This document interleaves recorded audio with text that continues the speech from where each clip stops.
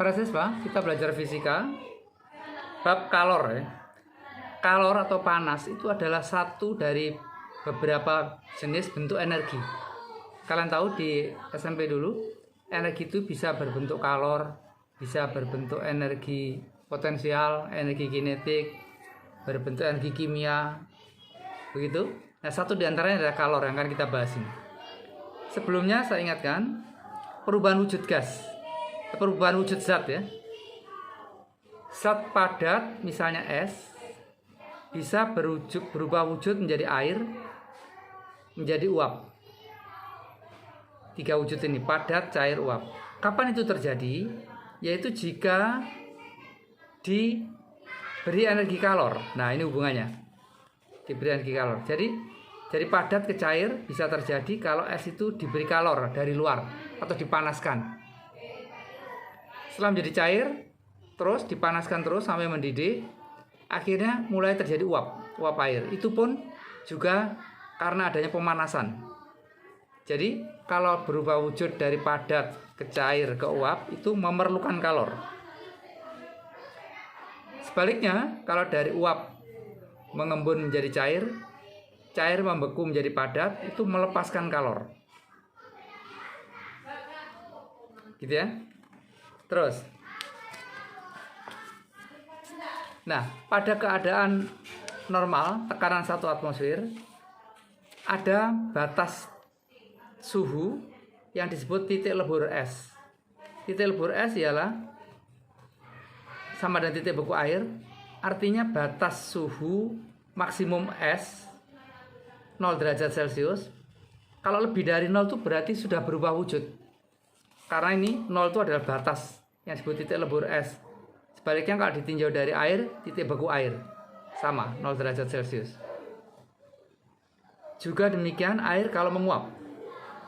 Air mendidih ya, maka titik didih air 100 derajat Celcius disebut juga titik embun uap. Kalau asalnya dari uap mengembun pada suhu 100. Nah, jadi air itu anak-anak kalau dipanaskan pada tekanan 1 atmosfer, suhunya tidak akan lebih dari 100. Sebab di atas 100 dia langsung berubah menjadi uap. Gitu ya. Nah, ada yang disebut pengertian kalor jenis.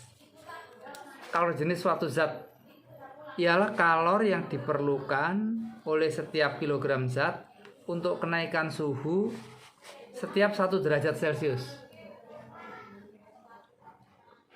Nah, kalor jenis ini sesuai dengan definisinya, satuannya ialah kalori. Kalori itu joule, bisa juga kalori ya. Tapi kalau satuan SI-nya itu joule. Setiap kilogram, jadi per kilogram, setiap naik 1 derajat Celcius, jadi joule per kilogram per derajat Celcius. Itu satuan kalor jenis. Nah, maka rumusnya kalor jenis C itu sama dengan Q dibagi massa kilogram tadi ya, dibagi delta T, perubahan suhunya. Atau rumusnya Q sama dengan M kali C kali delta T. Jadi massa kali kalor jenis kali kenaikan suhu. Itu kalor yang diperlukan Q. Nah, contoh soal nomor 51 ya.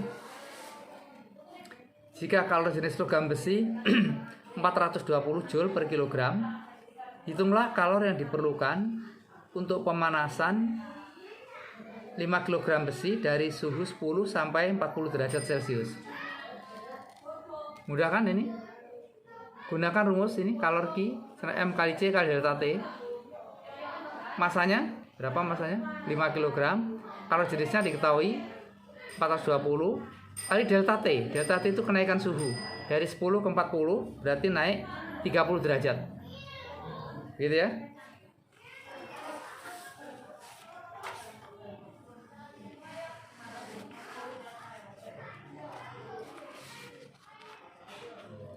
Jadi ini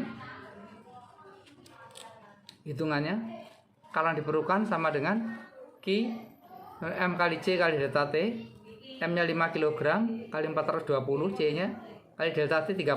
Maka setelah dihitung ketemu 63.000 joule, atau dijadikan satuan kilojoule ya, ribunya dijadikan kilo, jadi 63 kilojoule.